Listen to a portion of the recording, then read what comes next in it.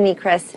Let's start with the controversy over the call that Mr. Trump took this week from Taiwan's President Tsai, the first time leaders of our two countries have, to the best of our knowledge, spoken since the U.S. broke off relations in 1979. Now, you say that Mr. Trump was fully briefed, knew what he was doing before this call, which raises the question, does he intend to change our one China policy, which recognizes only Beijing? Well, President-elect Trump is well aware of our one China policy. He accepted a congratulatory call from the president of Taiwan. That marks probably the 48th or 50th world leader that has reached out to the president-elect or the vice president-elect, Mike Pence, since they won the election last month, Chris. They've talked to the prime ministers or presidents of Israel, of Singapore, of Japan, of China. But this one's different. So the question, I guess, is, does this signal a change in policy, or was it just a phone call? It was just a phone call at this point. It signals the fact that he accepted a congratulatory call.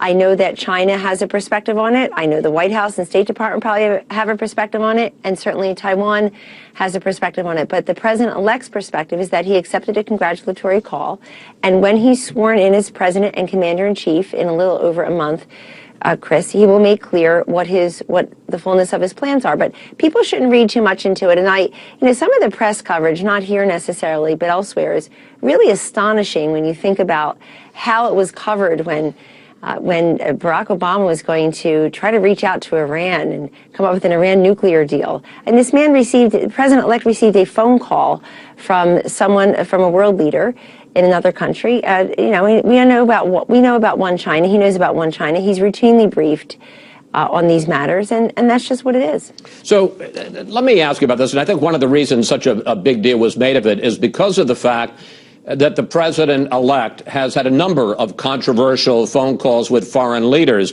He reportedly told Pakistani Prime Minister Sharif he would, quote, play any role you want me to play to address and find solutions to the country's problems, despite Pakistan's relationship with terrorists. He also spoke with Philippine President Duterte, who's been accused of ordering the murder of thousands of suspected drug dealers, which raises the question, Kellyanne, why is Mr. Trump refusing the State Department's offer to brief him before these calls, and why is he skipping the daily briefings, intelligence briefings, that President Obama gets every day?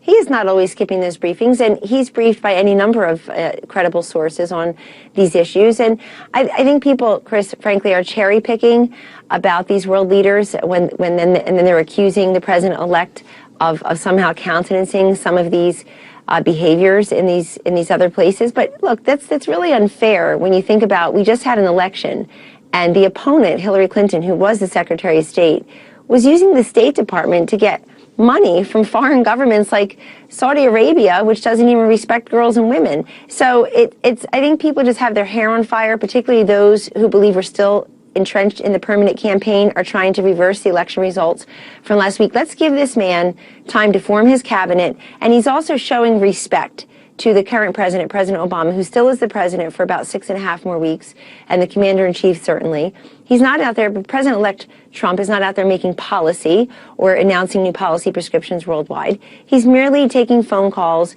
and he will, I'm sure, re-engage with many of these leaders once he takes the oath of office. Kellyanne, speaking of people with hair on fire, last week you went on several of the other Sunday talk shows to express the concern of Trump supporters about the consideration of Mitt Romney as Secretary of State. Here's a clip. I'm hearing from people who say, hey, my parents died penniless, but I gave $216 to Donald Trump's campaign, and I would feel betrayed. I know that you say Mr. Trump gave you permission, but there's a bigger question, which is that a proper way to treat somebody who is talking about accepting a role in public service? Well, first, the president-elect has said he gave me permission. He's quoted in the New York Times and elsewhere saying that, and that's actually true. I would not say something publicly that I hadn't expressed privately, and I would never purposely embarrass him. He has my respect and my duty, frankly, my service. So I'm not talking about Mr. Trump. I'm talking about Mr. Romney. Is that an appropriate way to treat a guy who is just discussing public service to say people are going to feel betrayed? Well, first of all, I'm reflecting the news, not trying to make the news. I was astonished, Chris, that in a week when President-elect Trump told the New York Times on the record he would relook at waterboarding, he would relook at the Paris Accords on climate change. He was not particularly interested in focusing on prosecuting Hillary Clinton any further because he was focused on healthcare and immigration. He understands that other agencies and individuals are charged with that responsibility. But in a week when he said that, the breathtaking backlash was really about this particular prospective cabinet member. I would turn the question around and ask, was it appropriate for Governor Romney to stick his neck out so far in attacking Donald Trump, and never walking it back and never encouraging people to support the nominee once Mr. Trump had won the nomination squarely and fairly. So I've spoken my piece on that, and certainly the president-elect knows, and I've said publicly, and I will say here again, whatever he chooses and whomever he chooses has my full support and backing. Yeah, but let me just... and he knows that. Let me just quickly follow up on that. Clearly, Romney is under consideration. We just showed a picture of them having dinner on Tuesday night. If Mr. Trump picks Romney, what are you going to say to those Trump supporters who are going to feel betrayed? I'm going to say to those Trump supporters what I say to those who did not vote for the new president-elect, Chris, some of whom seem to have a hard time accepting the fact that he is their president. I'm going to say to them, you have to work together. You have to accept his judgment. The man is brilliant. The man is the best negotiator. He's the best connector and communicator, obviously. He just pulled off the upset of a century, perhaps. And the fact is that you have to trust his instincts and his judgment, because it's what brought so many people along to his movement in the first place, and it certainly is what inspires me daily to work with him. So everyone, I hope, will accept that, and the president-elect and the president-elect alone will make the decision as to whom he should have serving him at the highest levels of government. Let's talk about Mr. Trump's instincts, because he went to Indiana this week to celebrate, after his intervention, the fact that Carrier is going to keep 1,000 jobs in the state. Here he is. Listen, companies are not going to leave the United States anymore without consequences. Not going to happen. It's not going to happen. But in an editorial Friday with the headline, Trump's Carrier Shakedown, the Wall Street Journal said America won't become more prosperous by forcing companies to make non-economic investments. A nation gets rich when individuals and business are allowed to take risks as they see fit in a competitive economy. Kellyanne, I don't have to tell you, that's the conservative view of how a free market works, and that politicians shouldn't be picking winners and losers. Sarah Palin calls this an example of crony capitalism. Well, the president-elect just simply disagrees. And if you look at what happened, this is what leaders do. Certainly what people who have been wildly successful in building businesses across the globe, as the president-elect has been. You produce, you deliver, you achieve results. And everybody looks at the result here, which is about 1,100 workers are going to stay in Indiana. His running mate, the vice president-elect, is the governor of Indiana. And I think together they worked with Carrier. And, you know, everybody's looking at it as a stick. There are carrots. There are incentives here. They worked with Carrier to find a way together to keep those jobs here and not to go to Mexico. It's astonishing to see this happen. The current president could have done it. He never did it. The president elected it even before he was sworn in. And let me just say, those $7 million in incentives, they carry over 10 years. So about $700,000 per year in incentives, Chris, as part of this deal. That's about $785, maybe $800 per worker. So people have to put this in perspective before they act like it's some type of big-footed interventionist. This guy ran from day one on bringing back manufacturing jobs from China, Mexico, and elsewhere, and he's already delivered. I want to get into two more subjects with you. One, Harvard's Institute of Politics holds a forum every 4 years where representatives of the winning and losing campaigns get together and try to have a kind of academic review of what happened and why one side won, one side lost. Well, it wasn't that way this year. It got pretty ugly, and here are some of the exchanges between you and Clinton Communications Director Jennifer Palmieri. Here they are. Do you think I ran a campaign where white supremacists had a platform? You going to look me in the face and tell me that? I did. Kellyanne really? did. If providing a platform for white supremacists makes me a brilliant tactician, I am glad to have lost. I would rather lose than win the way you guys did. No, you wouldn't. Yes. No, you wouldn't. Yes. Yes. That's very clear today. No, you wouldn't, respectfully. What did you take away from that? Well, the rest of the exchange was me telling her and her team as politely as I could that you missed America.